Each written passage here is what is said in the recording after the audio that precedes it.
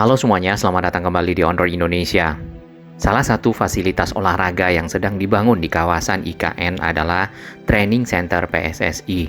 Sebelumnya kita sudah pernah melakukan pemantauan di area ini, namun kita akan lanjutkan kembali bagaimana progres pembangunan 2 lapangan dan 1 dormitori yang ada di seberang lapangan.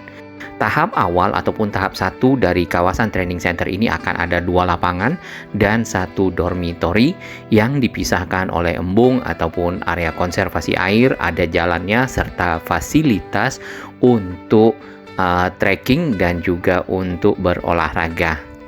Lalu untuk tahap kedua akan dibangun 8 lapangan terdiri dari 5 lapangan besar, 1 lapangan futsal, 1 lapangan latihan tertutup, dan 1 lapangan beach football. Kemudian dibangun juga fasilitas pendukung lainnya yang ada di area training center ini yaitu kolam renang, sport science, dan gedung lainnya. Total anggaran yang disiapkan untuk pembangunan tahap 1 kawasan training center PSSI adalah 180 miliar, di mana hampir setengahnya didapatkan dari dana hibah FIFA ataupun Federasi Sepak Bola Internasional sebagai bentuk investasi FIFA di Indonesia dalam membantu mengembangkan persepakbolaan nasional. Lalu selebihnya berasal dari dana pemerintah yaitu 95 miliar. Untuk rumput yang akan dipakai di IKN adalah rumput jenis Zoysia matrella dan ini adalah rumput yang berstandar FIFA ya bagi sebuah lapangan sepak bola. Baik, untuk lebih detail kita akan lihat dari udara di sini 2 lapangan utama yang dibangun di tahap 1, kemudian lagi ada bangunan di sampingnya di ujung ya sepertinya untuk ruang ganti. Sedangkan area yang di seberang itu adalah dormitori yang sudah mulai di atap di bagian atas. Dormitori tersebut memuat 70 orang ya. Kemudian akan dipakai 28 twin room bagi para pemain, lalu ada ruang untuk pelatih dan juga ada ruang untuk peserta lainnya. Proses groundbreaking ataupun peletakan batu pertama pembangunan kawasan training center dilakukan oleh Pak Presiden bersama Direktur FIFA ya untuk regional Asia pada bulan September 2023. Kemudian beberapa kali Pak Presiden bersama Coach Indra Syafri ya mengunjungi area ini untuk melihat bagaimana perkembangannya serta juga membawa tim U20 ke area pembangunan. Nah, nantinya memang di bulan Juni yang paling pertama akan menggunakan kawasan training center PSSI ini adalah tim U20 di bawah dari manajemen Coach Indra Syafri ya. Letak dari training center PSSI yang ada di IKN berada di barat daya kawasan KIPP atau dikenal dengan wilayah perencanaan 1B IKN di Penajam Pasir Utara. Untuk lebih jelas kita bisa lihat di peta Google di sini. Foto-foto yang ada ini merupakan kontributor dari Google Map. Di sini kita melihat area ataupun kawasan pembangunan dari training center, ada gate-nya, kemudian dibangun oleh Adikarya. Nah, ada foto-foto dari bangunan-bangunan yang berada di dalam area kawasan pengembangan. Contohnya yang ini adalah untuk dormitory. Karena ada twin room, jadi ada kamar-kamar yang berhadap-hadapan satu sama lain. Rangkanya menggunakan baja.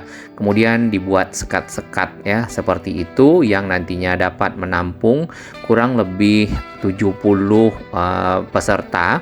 Baik untuk para pemain sendiri, kemudian ada pelatih dan juga ada pelatih kepala. Untuk diketahui luas dari area kawasan training center PSSI yang ada di IKN ini adalah 34,5 hektar. Ya, kalau ke arah barat dayanya lagi ada Rumah Sakit Abdi Waluyo. Di sini di peta Google Earth ya. belum kelihatan dari area-area yang dibangun walaupun sudah ada proses-prosesnya. Sedangkan area IKN KIPP sendiri juga sama, nanti mungkin Google akan mengupdate-nya dari waktu ke waktu. Bahkan di sini kontributor-kontributor dari Google juga sudah menampilkan foto-foto yang lebih update, di mana lapangan upacara, kemudian istana negara serta kantor presiden yang ada garudanya sudah benar-benar kelihatan. Bahkan di bagian tengah, di rumput di sini juga sudah ada air ya yang disemprotkan ke rumput tersebut agar dapat tumbuh dengan baik. Dengan adanya dana hibah FIFA ini berarti ada kepercayaan federasi dari sepak bola internasional untuk mengembangkan persepak bola Indonesia, khususnya di ibu kota Nusantara ataupun ibu kota negara Republik Indonesia yang baru, dan ini merupakan hal yang positif. Kita akan bergerak sedikit ke arah dormitory. Di bagian atas rangka atap ya sudah dipasang atapnya. Kemudian ada satu lagi bagian dari dormitory masih berupa rangka baja, walaupun di bagian bawah sudah ada dinding-dindingnya. Area yang belum kita lihat di sini mungkin adalah tribun ya, ataupun tempat para penonton yang akan melihat pertandingan. Sedangkan dari dua lapangan yang ke arah sisi kita berada, ini lebih siap dibandingkan dengan lapangan yang ke arah di sana ada embung.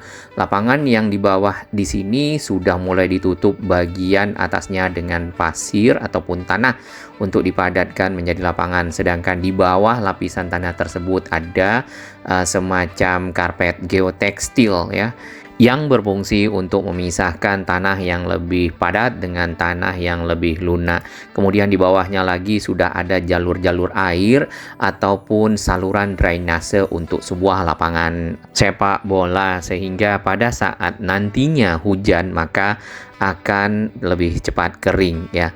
Dari gambar ini kita dapat melihat struktur lapisan-lapisan sebuah lapangan sepak bola.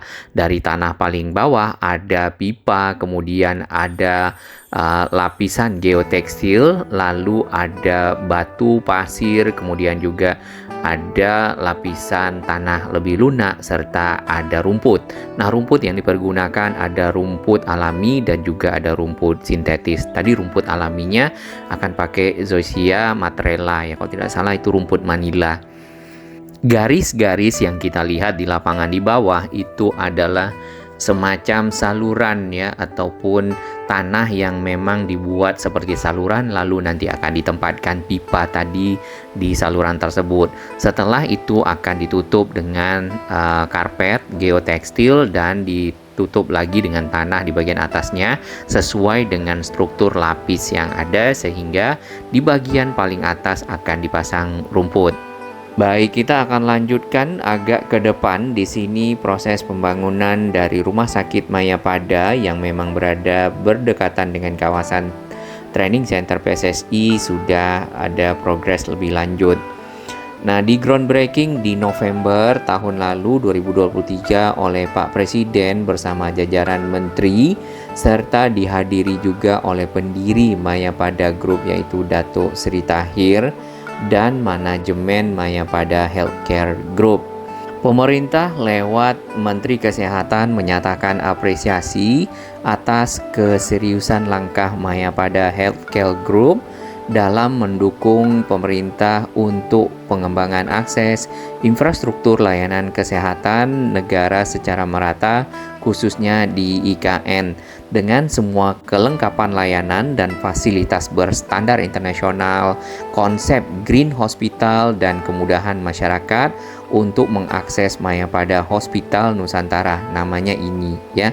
Dan pemerintah berharap seluruh masyarakat Indonesia semakin mudah untuk mendapatkan layanan kesehatan terbaik dan semakin yakin dengan kualitas layanan kesehatan dalam negeri. Dari pihak Mayapada sendiri, yaitu Chairman dan Grup CEO Mayapada Healthcare Group ya, Jonathan Tahir, Mayapada Hospital Nusantara ini akan dilengkapi dengan fasilitas penunjang medis yang canggih serta layanan unggulan yang terintegrasi dan diharapkan dapat beroperasi di semester 2 ya tahun 2024. Berarti setelah bulan Juli, Agustus ataupun September. Kemudian kapasitasnya adalah 200 bed ya dan siap melayani masyarakat dari seluruh badan penyelenggara penjaminan yang biasanya itu adalah BPJS kalau yang dari pemerintah, baik itu BPJS Kesehatan ataupun BPJS Ketenagakerjaan. Lalu ada asuransi perusahaan milik negara, swasta, hingga perusahaan multinasional lainnya. Bila kita perhatikan lebih dekat di sini alat-alat berat dikerahkan untuk proses pembangunan, sudah ada bagian dasar bangunan yang selesai, kemudian dilanjutkan ke bangunan yang di atasnya. Ada dump truck, kemudian ada ekskavator dan satu tower crane di bagian pinggir jalan yang berfungsi memindahkan material. Dan untuk keperluan lainnya ada kontainer-kontainer juga, kita lihat nih ada 3 ya. Kita belum tahu, mungkin membawa material-material terkait dengan proses pembangunan sebuah rumah sakit. Di bagian bawah kita melihat ada lantai-lantai dasar yang sudah selesai, kemudian ada tulang-tulang besi yang akan dilanjutkan untuk lantai berikutnya.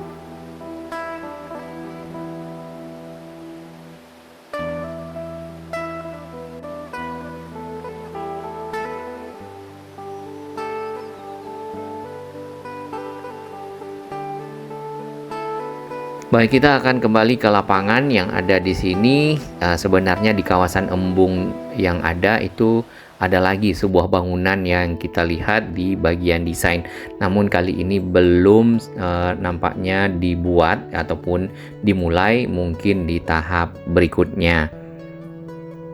Akses menuju ke kawasan training center PSSI yang ada di sini berada di jalan yang cukup lebar ya. Ada 2 ini malah. Ada yang 2 jalur dengan mungkin 2 lajur atau 3 lajur yang bisa dilewati kendaraan. Ada yang 1 lajur saja. Kawasan hutan yang ada di sini adalah hutan produksi eukaliptus sebagai bahan dasar pembuat kertas. Ini adalah kondisi sebelumnya di mana masih ada pekerjaan di bagian lapangan yang utama ke arah kita. Ada pemasangan geotekstil, kemudian mulai ditimbun kembali. Sedangkan masih ada beberapa bagian yang ada garis-garisnya, itu untuk keperluan drainase dari sebuah lapangan. Untuk area dormitory sendiri kita melihat di sini atapnya belum dipasang ya, tapi rangka-rangka baja itu sudah siap. Di bagian bawah juga sudah diberi dinding. Sebenarnya 1 lagi dormitory ada di sana ya, sesuai dengan gambar desain yang ada. Namun kali ini di tahap 1 masih untuk 1 dormitory saja. Dan material-material di bagian bawah masih banyak terdapat beton-beton precast, kayu, serta material lainnya. Ini apabila selesai tadi mudah-mudahan akan mirip ya, walaupun tidak 100% dengan desain aslinya.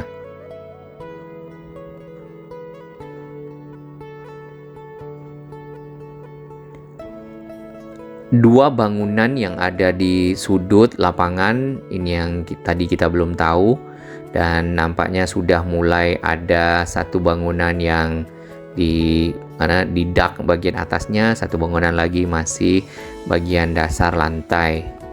Mungkin akan jadi ruang ganti para pemain. Ada beberapa bagian tanah yang hitam, kemudian ada beberapa bagian tanah lagi yang coklat.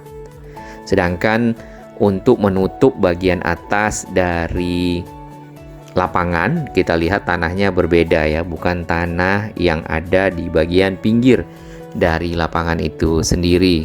Nah, rumputnya yang akan nanti dipasang ada di sudut sana. Nanti akan disemai kemari. Jenisnya itu adalah Zoysia matrella ya, namun kita belum tahu yang sintetisnya seperti apa tuh.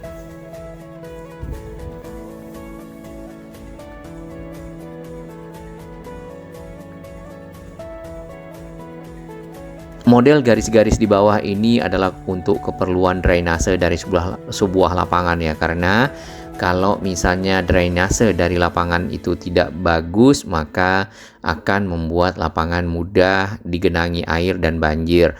Nah, dengan adanya air maka akan mengganggu dari pergerakan para pemain dalam bertanding sepak bola misalnya, atau dalam berlatih.